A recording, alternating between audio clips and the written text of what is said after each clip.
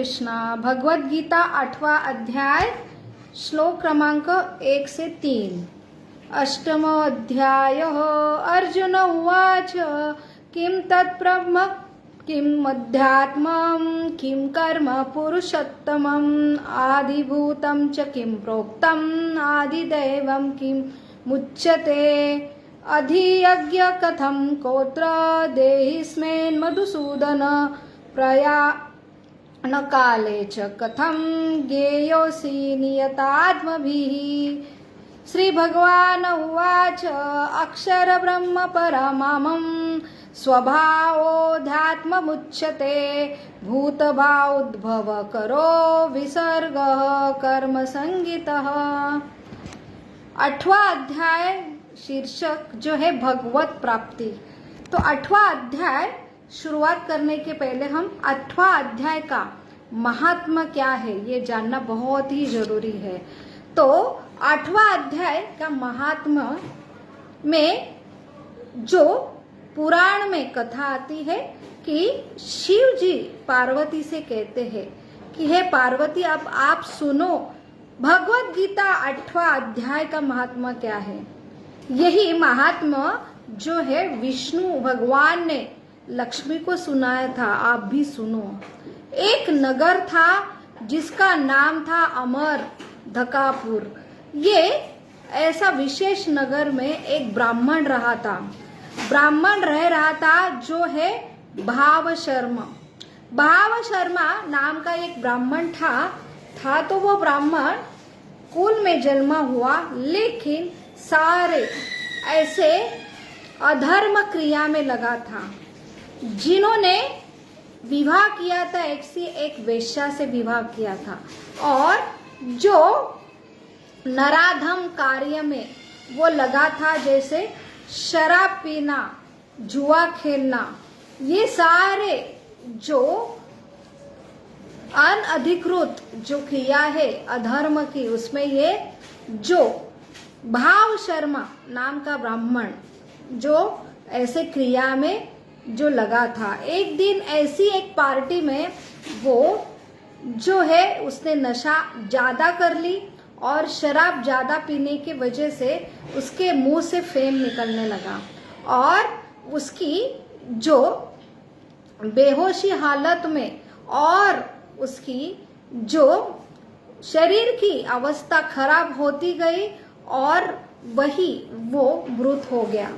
अभी ये भाव शर्मा जो ब्राह्मण है वो ऐसे उसके अधर्म की क्रिया से वो जीवन भर और अंत काल में यही चेतना होने की वजह से उसे एक जो है खजूर के पेड़ की योनि प्राप्त हुई। ऐसे ये खजूर की पेड़ में जो योनि में अटका हुआ ब्राह्मण था, वही एक ऐसी उसी नगर में जो और एक ब्राह्मण जो है कुशीबल और उसकी पत्नी जो है कुमति, ये ब्राह्मण पति पत्नी अभी ब्राह्मण के कार्य वेद पठन अध्ययन में लगे हैं, लेकिन वो बहुत ही लालची है। तो ब्राह्मण ये जो है दान में जो मिलता है उसमें ही संतुष्ट रहते हैं, लेकिन ये बहुत ही लालची था और जो कुछ दान में मिलता था वो और ब्राह्मणों को न बांटे, स्वयं ही जो है उसका भोग करने में लगे थे। ऐसे ये लालची ब्राह्मण पति पत्नी का भी एक दिन मृत्यु होता है, और वो ऐसे जो है अधिकृत कर्म न करने के वजह से उन्हें भी ब्रह्म राक्षस की योनि प्राप्त होती है। और ये ब्रह्म राक्षस जो है वही खजूर के पेड़ जहाँ पे ये भाव शर्मा ये योनि में अटका है, वही पेड़ पे रहने लगे हैं ब्रह्म राक्षस। ब्रह्म राक्षस की योनि में ये दोनों को बहुत ही पीड़ा हो रही है, और एक दिन बहुत ही पीड़ित ऐसी ये ब्राह्मण की पत्नी अपने पति को पूछती है कि हम कैसे इस योनि से छुटकारा पा सकते हैं। तो उससे उसके मुंह से जो शब्द प्रश्न पूछा तो ब्राह्मण के मुंह से ऐसे जो शब्द निकले कि बस हमारी जो पीड़ा है तो बस ये ब्रह्म के जानने के बाद अध्यात्म और कर्म का जो ज्ञान प्राप्त होगा, ये जानने के बाद ही ये योनि से हमें मुक्तता मिलेगी। और तब जो ये कुमति नाम की जो ब्राह्मण की पत्नी है, अभी ब्रह्म राक्षस के शरीर में योनि में है, तो वो उसके मुंह से ऐसे शब्द निकलता है कि उसे अपने पति का जो है शब्द, उसका जो कहना है वो नहीं समझता, इसलिए वो अपने आप उसके मुंह से ये शब्द निकलते हैं, तत् किम ब्रह्म किम अध्यात्म किम कर्म पुरुषोत्तम। तो ये तत् किम ब्रह्म किम अध्यात्म किम कर्म पुरुषोत्तम, ये जैसे उसके मुंह से ये संस्कृत शब्द निकलते हैं, तो ये पूछना चाहती है जो ब्रह्म क्या है, अध्यात्म क्या है, कर्म क्या है। लेकिन वो जो है आधा 8वें अध्याय का पहला श्लोक का आधा श्लोक उसके मुंह से निकलता है, और वैसे ही ये जो श्लोक उसके मुख से निकलता है वो तभी वहां पे उनके दोनों जो शरीर अटके हैं, ऐसे ब्रह्म राक्षस के योनि में तुरंत उन्हें एक दिव्य शरीर प्राप्त होती है, एक विमान आता है और वहां से उन्हें तुरंत मोक्ष प्राप्त होता है।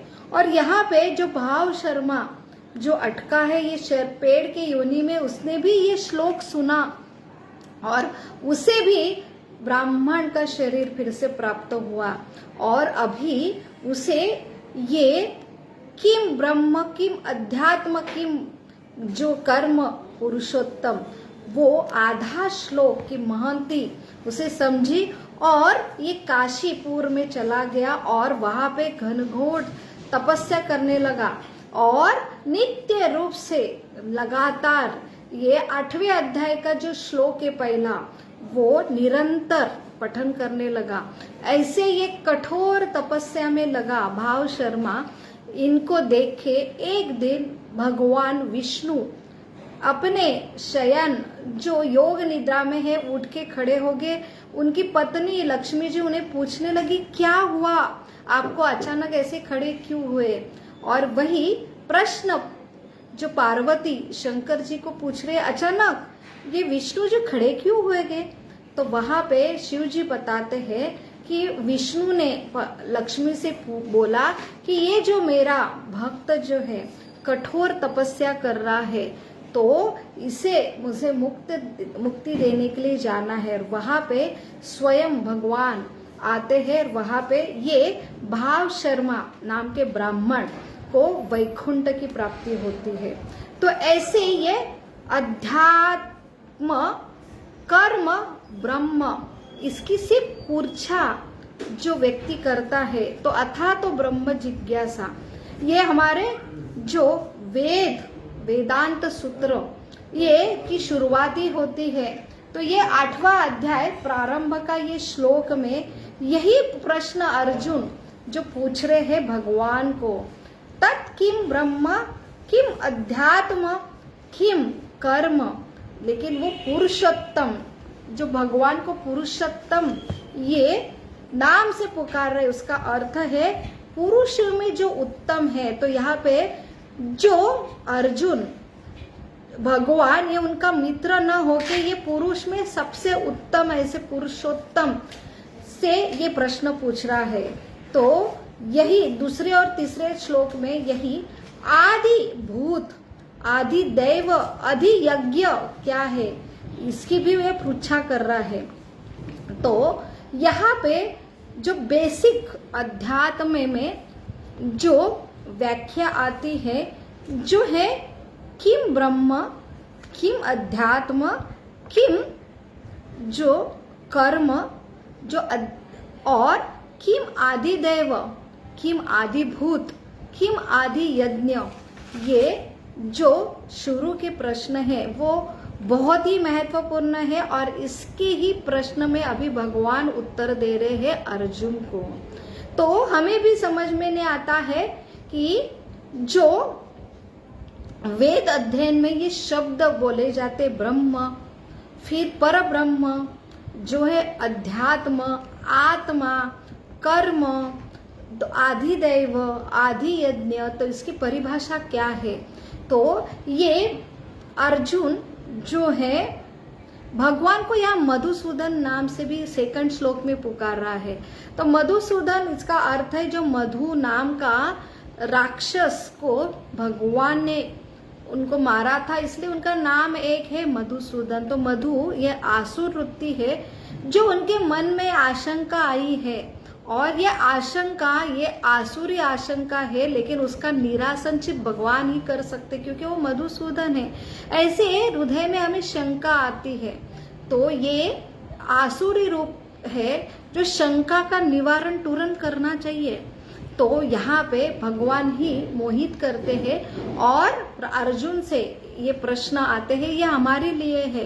तो हमें ये क्लियर कट मालूम होना चाहिए जो हमारा खुद का अस्तित्व है। ब्रह्म का अर्थ है जो है जीव, और पर ब्रह्म है भगवान। तो ब्रह्म पर ब्रह्म, तो ब्रह्म अर्थात जीवात्मा, लेकिन वो भिन्न है पर ब्रह्म से। तो ब्रह्म एक बूंद है समुद्र का, लेकिन पर ब्रह्म पूरा समुद्र है। तो ब्रह्म का अर्थ है शाश्वत, तो वो जो कभी जन्म नहीं लेता और कभी मृत्यु नहीं पाता है। लेकिन यही जो है ब्रह्म, दोनों ब्रह्म में ये अंतर है कि ये ब्रह्म सीमित है और ये पर ब्रह्म असीमित है। ये ब्रह्म सिर्फ खुद के बारे में ही जानता है, ज्ञाता है, लेकिन पर ब्रह्म हर जीव के हृदय में रहते हैं और हर जीवात्मा को जानते हैं अंदर से बाहर से। तो ये है ब्रह्म पर ब्रह्म। फिर आता है अध्यात्म। अध्यात्म अर्थात आत्मा। तो आत्मा को कभी कभी शरीर, मन, बुद्धि को भी संबोधित करने के लिए उसका उपयोग किया जाता है, लेकिन अध्यात्म का सही अर्थ है जो है जीव का स्वभाव। तो जीव का स्वभाव क्या है? तो जीवेरे स्वरूप है नित्य दास। तो भगवान का नित्य दास ये जीव का स्वभाव है। और किम कर्म, ये जीव के कर्म क्या है? तो जीव के कर्म जो है वो भौतिक जगत में है या आध्यात्मिक जगत में है। तो हमने पिछले अध्याय में भगवान का ज्ञान में ये भगवान ने खुद परिभाषा दी है, ये भौतिक सृष्टि कैसे निर्माण हुई और जीवात्मा क्या है, मेरे यहाँ अंश है, लेकिन उन्हें स्वतंत्रता दी है एक पिता जो स्वतंत्रता देते हैं प्रेम के वश में, और इसलिए वो उसके पास चॉइस है, वो स्वतंत्र भोग करना चाहता है। तो भौतिक जगत में माया शक्ति द्वारा कार्यरत होता है जो खुद भगवान के गुणों, भगवान से एक रूप होके, एक रूप का अर्थ ऐसा नहीं है कि वो एक, उसका जो दोनों एक जीव होते हैं, लेकिन ये हमेशा पुत्र, हमेशा और पिता, उनकी आइडेंटिटी अलग होती, लेकिन उनके कर्म जो है, जो पिता जो कार्य करते हैं वही भाव में पुत्र अपने पिता के प्रसन्न के लिए उनके कर्म में हाथ लगाता है, वो है एक रूपता। तो ये भगवान पिता के कर्म में, वो पिता की प्रसन्न के लिए अगर कर्म करता है तो वह आध्यात्मिक जगत में कार्यरत होता है अंतरंग शक्ति द्वारा। तो जीवात्मा ये तटस्थ शक्ति है। जब भौतिक जगत में वो भोग अर्थात ये पदार्थ के ऊपर जो है अधिकार जताना चाहता है, भोग करना चाहता है, तो वो बहिरंगा शक्ति द्वारा कार्यरत होता है। तब ये स्वभाव जो है कर्म है, ये उसकी चॉइस के ऊपर है, और जो चॉइस के ऊपर अलग अलग शक्ति द्वारा ये कर्म करता है। तो यहाँ पे यही डिफरेंस भगवान जो है कर्म के सिद्धांत में ये 3 श्लोकों में हमें बता रहे हैं। आदि यज्ञ जो है, अधि यज्ञ का अर्थ है भगवान ही सब यज्ञ के भोक्ताराम है। तो यज्ञ करने के लिए जीवात्मा को ये भौतिक जगत में यज्ञ करना ये उसका स्वभाव है। तो उसे जो आवश्यकता है, जैसे पानी, जो वर्षा की पूर्ति के लिए ये पानी की आवश्यकता है, उसके अन्न के लिए तब उसने यज्ञ करना चाहिए। और यज्ञ ये भगवान विष्णु के संतुष्टि के लिए करना चाहिए। तो और ये देव देवता उसका जो यज्ञ का भाग है वो उनके फलस्वरूप में ये वर्षा की प्राप्ति करते हैं जीव, तब जाके अन्न की उत्पत्ति होती है। ये यज्ञ का एक चक्र तैयार होता है। तो यही जो जीव यहाँ पे स्वायत्ता दी जाती है कि ऐसे जीव को अपने भोग इच्छा पूर्ति के लिए ये सारी सुविधा भौतिक जगत में देव देवता की निर्मित होती है। तो आदि भूत का अर्थ है भौतिक जगत, आदि दैव का अर्थ है देव देवता अलग अलग और उनके कार्य।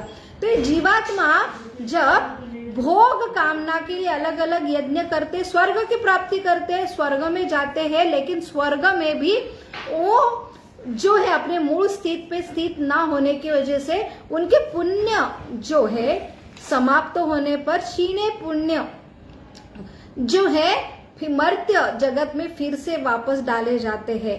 तो यहाँ पे जो है पुण्य जो स्वर्ग में रहे, जो जीवात्मा है, उनके जैसे वीसा खत्म होता है जब हम फॉरेन में जाते हैं और उसके बाद फिर से हमें आना पड़ता है, तो पुण्य क्षीण होने पर ये वर्षा के रूप में स्वर्ग से आते हैं और अन्न के रूप में जो है तैयार होता है जीवात्मा अंदर। फिर जब मनुष्य उसे ग्रहण करता है तो वे वीर्य के रूप में एक जो है मनुष्य से एक स्त्री में अंदर प्रवेश होके गर्भ में स्थित होता है, फिर उसको फिर से मनुष्य जीवन प्राप्त होता है। तो ये ऐसे वो जीवात्मा का जो है पूरा चक्र स्थापित होता है। इसकी परिभाषा यहाँ पे भगवान हमें देते हैं। तो ये अध्यात्म, ये साइंस है।